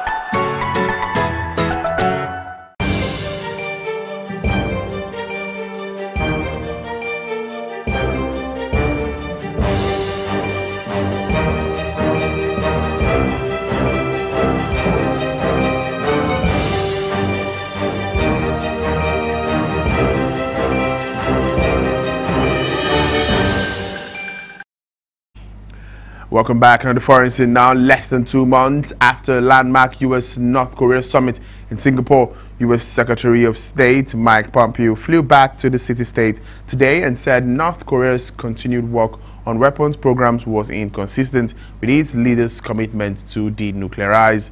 Pompeo was asked en route to Singapore about his statement in the U.S. Senate last month that North Korea was continuing to make bomb, fuel, and report that North Korea, led by Kim Jong-un, was building new missiles. Pompeo thanked ministers of the Association of Southeast Asian Nations at the meeting in Singapore for their efforts in strictly enforcing sanctions on North Korea. Russia is allowing thousands of fresh North Korean laborers into the country and granting new work permits in potential violation of UN sanctions. Over 10,000 new North Korean workers have registered in Russia since September. Russia's action potentially violates UN sanctions to reduce cash flow to North Korea and put pressure on Pyongyang to give up its nuclear weapons, the journal reported, citing U.S. officials. Labor Ministry records that a minimum of 700 new work permits have been issued to North Koreans in Russia this year.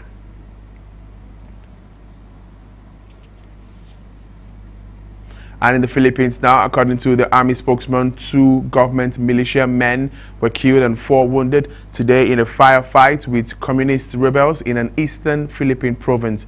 The troops were on patrol when they encountered the Guerrillans in village in Katawai town in Masbate province, said Captain Joash Pramis. He added that additional soldiers have been dispatched to hunt down the rebels who withdrew after the clash.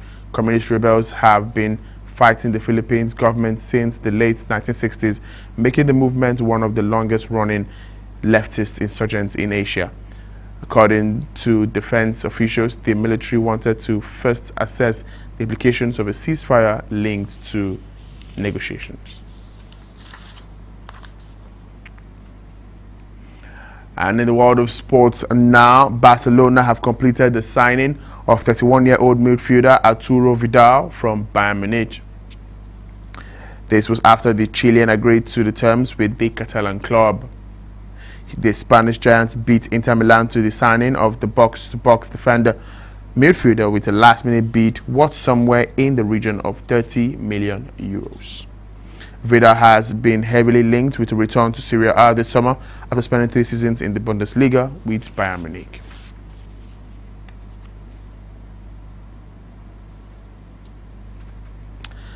German captain Manuel Neuer has denied that Mesut Ozil was a victim of a racism within the German FA. He, however, admitted the fiasco has taken a toll on the players. Ozil quit international football last month amid a row over his meeting and photo opportunity in May with Turkish President Recep Tayyip Erdogan. But a Bayern Munich star, Neuer, denies any claims of racism within the national team.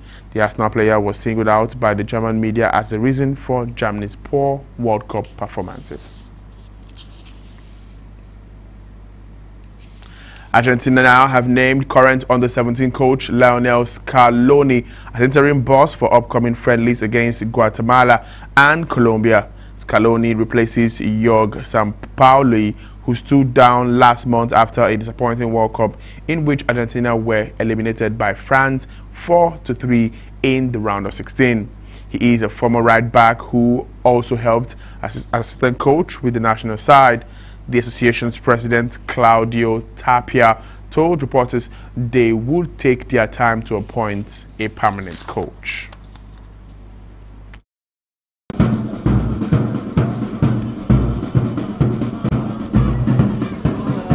It's yet another move by some stakeholders in the FCT to take the youths off the streets. And this time, it's the upgrade of a football club.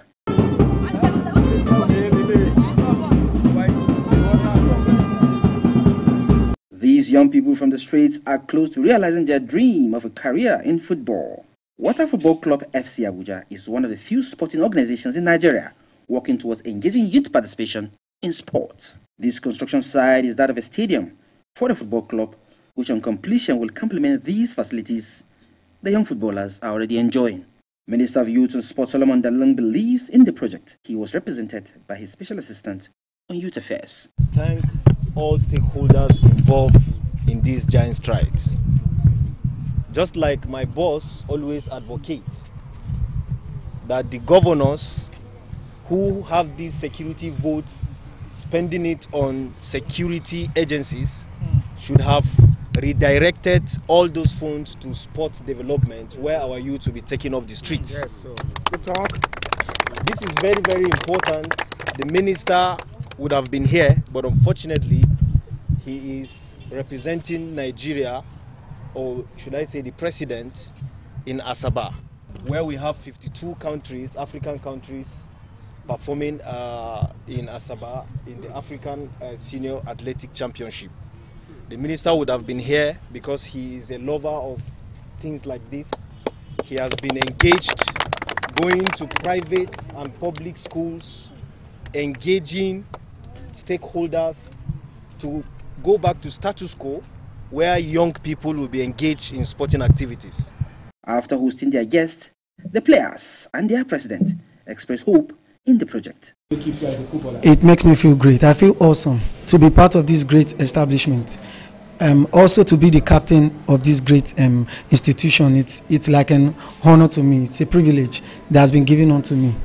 I haven't. I have gone to some clubs in Nigeria that I've gone to just to get exposure, to learn about the game more, and I haven't seen a football camp as such as this. I'm very, very impressed. It motivates us to play more. It gives us the zeal to push forward in football and never to relent, to move forward, to elevate people in life. It's a great project. We really appreciate it. With this institution, with everything, the requirement, the equipment, everything, the training, I believe great players will be bringing out great players from this club. Why we commence this project? Because we go round Abuja and we could not find much natural grass of natural grass of pitches apart from National Stadium owned by government, and I now think that it's also for me personally to support government, because many times I saw national team sharing fields, something like that, and if we say government, if we are waiting for government to do everything for us. This initiative is expected to take hundreds of youths off the streets. Emmanuel Bagudu, PTV News, Abuja. And that was the Sports Ministry rallying support for young football talent. Over now to basketball, where the Nigerian Basketball Federation has ended its relationship with the head coach of the senior women basketball team, Sam Vincent. NBBF media officer Afolabi Oni said in a statement on Friday that the decision was taken after extensive consultations and assessments of the team's progress ahead of 2018 FIBA Women World Cup in Spain. The Federation President Musa Kida said the decision was taken in the best interest of all parties involved and the long-term interest of the Tigers. NBBF stated that the numerous conflicting commitments of the 55-year-old coach had affected his duties as the coach of the women national team. The Tigers assistant coach, Peter Amedu, is to take charge of the team preparation for the World Cup and will be assisted by Shola Shumola until a new coach is appointed. And finally now, in athletics, South Africa's Caster Semenya on Friday reasserted her dominance of the women's 400 meters event at the ongoing African Senior Athletics Championship. She won the race with a time of 49.96 seconds, while Christine Bolot-Getway of Botswana came second, 51.19 seconds. Nigeria's Yinka Ajayi, who featured at the 2018 Commonwealth Games at Gold Coast in Australia, placed third with 51.34 seconds. Sierra Leone's Margaret Barire finished fourth with time of 52.06 seconds, with Patience Oko Gifts coming fifth with 52.34 seconds. And that's all we have on PTV tonight. Many thanks for watching. I am Daniel Mwaboso.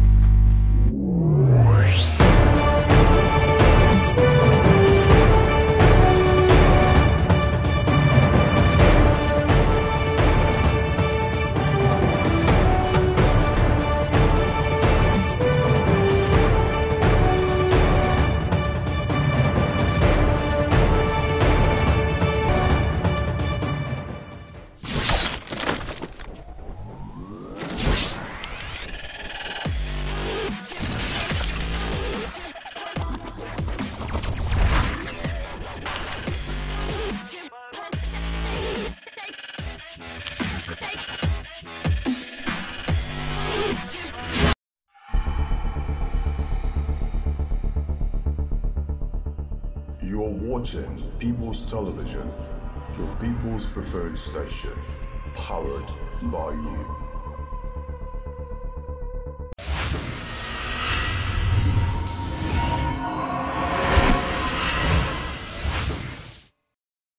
For innovative research-based analysis, fresh news and programs, join us on PTV, the People's Oriented Station, transmitting on Star Times Channel 120, showing across 36 states in Nigeria, and Channel 77 on Strong Decoder across 52 countries. Yes, you asked for it. Now you have the best of television. You can also follow us on our social media platforms showing on your screen. People's Television, powered by you.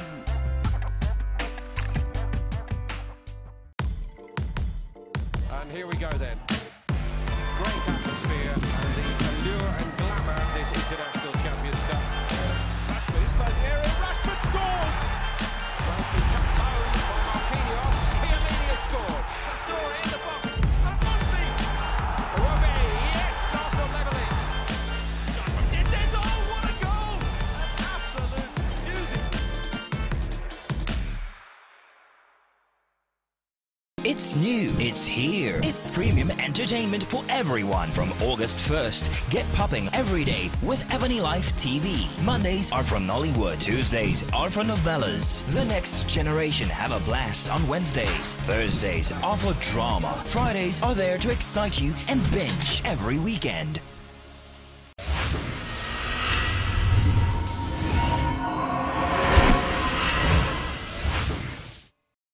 I don't believe so. Since how many years now? I don't believe so. Ah, when? Today I've been there. It's supposed to pressure people. They are just see many of them. It's a typical lie.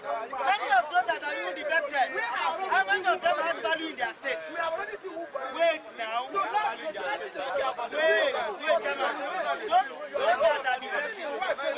Those that are defective. How much are they valued in their home? Everybody know Saraki is a PDP from day one. You understand? And in politics, everybody will take, because what he really believes is that if he come back, he wants to be a Senate president again, and which cannot be. Even this present Senate president that he's doing, assuming South or Southeast, they have Senate from APC. One will march as Senate president because we have 3 regions in Nigeria: Yoruba, Hausa, and Igbo. You get what I'm saying? Now, I do negotiation with APC that if they come back, are they going to give him Senate president? Which answer is no. Do you understand? And it discussed with the PDP, where I can see the soft landing. And I believe that was the reason why he moved to PDP. We know quite well that Saraki is a master planner. He's a game planner. He came in as Senate president without the authority of the party, the APC, interested in him to be the Senate president. But he used his abracadabra, sort of, to come in as Senate president. And since then, this government has never seen the light of the day, because it's like it's one leg in PDP, another leg in the APC since he came in. That's what you have been witnessing. That is why this government is not moving forward.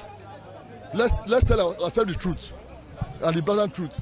The government is not moving forward because an opposition is in the party, is within the system, within the party. Anything the executive wants to do, the Senate will not want to approve it. So it's causing some delay. There are a lot of problems. You know, Nigeria politics, little by little, will get it right.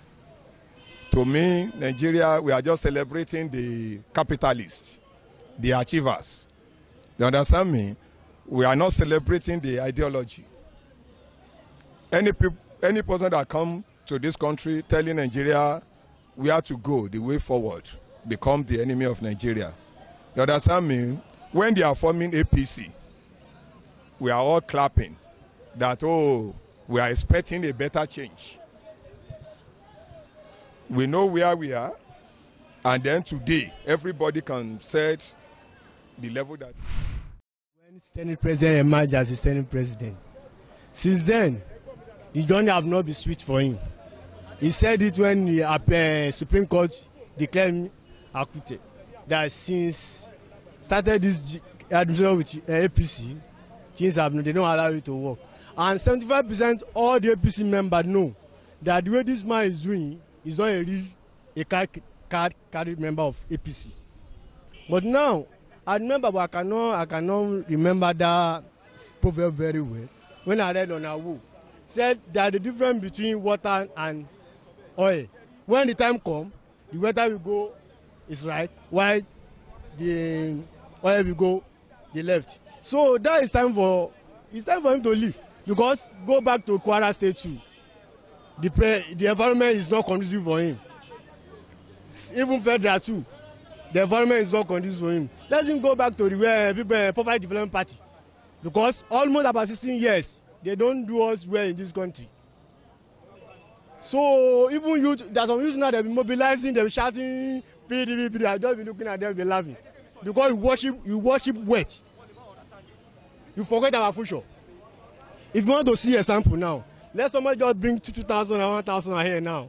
If everybody say change. If you get the person give another and PDP come order.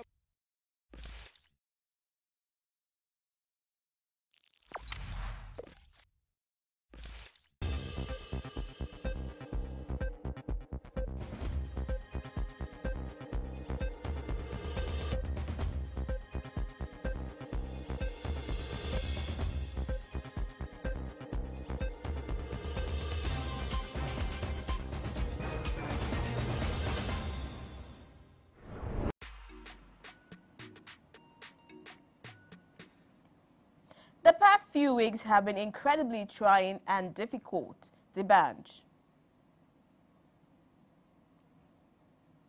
SARS had guns to my head last night. Ill bliss.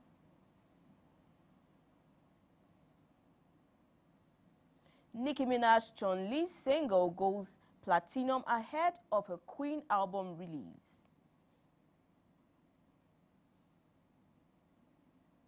Rihanna makes history as first black woman to cover British Vogue's September issue.